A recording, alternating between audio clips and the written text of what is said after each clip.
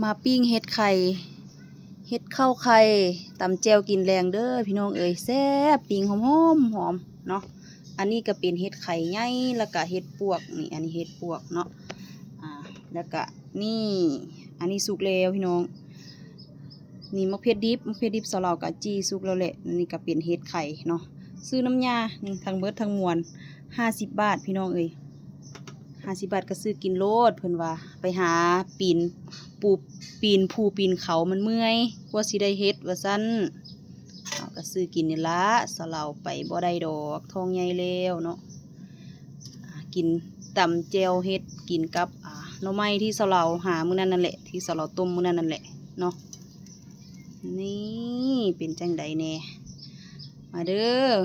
แนวกินแหลงนี่พี่น้องได้ยังกินเนาะสลาวได้แจ่วเฮ็ดกินกับหน่อไม้เนาะแล้วก็สิแกงไก่บ้านใส่วุ้นเส้นอีกแล้วคือเก่าพี่น้องเมนูเก่าเมนูเดิมเมนูที่มักที่สุดเนาะ